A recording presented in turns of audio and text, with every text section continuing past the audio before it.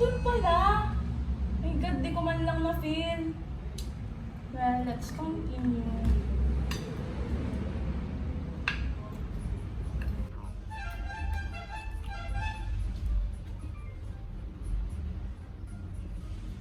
Earthquake invention?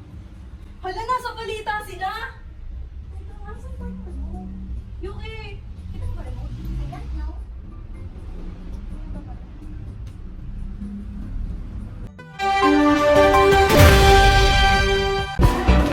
Magandang umaga mga katomasino.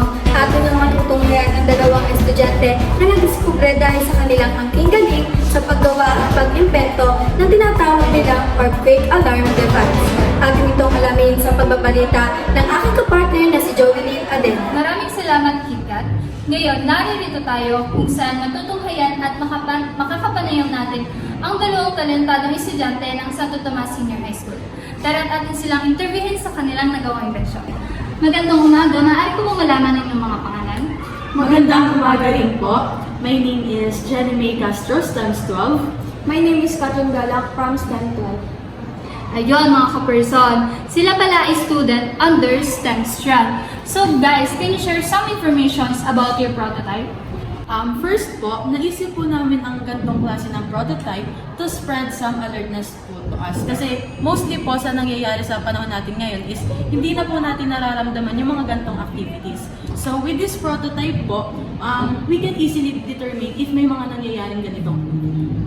Tulad nga po na nasabi niya, ang main purpose po ng prototype namin na ito is to give signals and alertness to us. Nakaset na rin po dito yung specific level magnitude. So, meaning po, kahit gaano kahina po yung lindol is kaya po niya ma-detect. At dahil po dito, maaari po natin maiwasan yung mga posible aksidente na mangyayari sa paglindol. Wow, talagang napakaganda at napaka-helpful ng kanilang invention. Pero sa tingin nyo, or para sa inyo, sino ang mas makikinabang dito? Kung i-base po natin to sa paper namin, nakalagay po dito na mas magbe-benefits po dito ay ang mga students within our school. Yes po, ang basically target participants and scope po namin dito is mga students. So, ang mas makikinabang po dito is mga bata, pero pwede naman po siya sa lahat. Maaari po siya gamitin ng kahit sino. Exactly po. And since paper-based po kami, students, teachers, and head school ng school na to ang sagot ko sa katanungan. Ayun naman pala, ayan mga ka-person na hindi lang students ang magbe-benefits ng kanilang invention, kundi pati na rin lahat. So, siguro maganda rin ito ilagay sa opisina, no? Opo, dahil lagi po silang busy, so marami at malaki po ang percentage ng mga workers. Dahil nila nga po, sa pagka-busy po nila, hindi na po sila aware sa mga nangyayari sa paligid po nila dahil po sa pag-ipon. Okay. So, meron ba kayong suggestions or recommendations? Suggestions and recommendations po. Para po sa mga future researchers out there na gusto or balak rin mag-conduct ng same study like us, masasabi ko lang po na pwede pa po nilang enhance and i-level up yung device namin. Pwede po nilang i-upgrade or baguhin yung mga component po ng product namin. Example nun is yung madedetect na mismo ng device yung level ng magnitude na madedetect nun. And pwede nilang palitan yung tunog mismo ng product namin. Addition lang po, ang prototype po namin na ito is prone false alarm. So matinding test po ang kailangan para po makuha yung accuracy nito. Alright, maraming salamat po.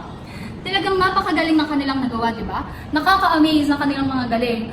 Okay, so dahil nalaman na natin ang ating pakay, muli ako si Joy. Ang galing! Yuki, ang galing! Hindi pa nakaka-inspire yung ginawa nilang invention. Ang ganda ng advocacy nila na magkaroon ng ganong invention, di ba? Nakakatulong siya lalo na sa oras ng kalamidad tulad ng lindol.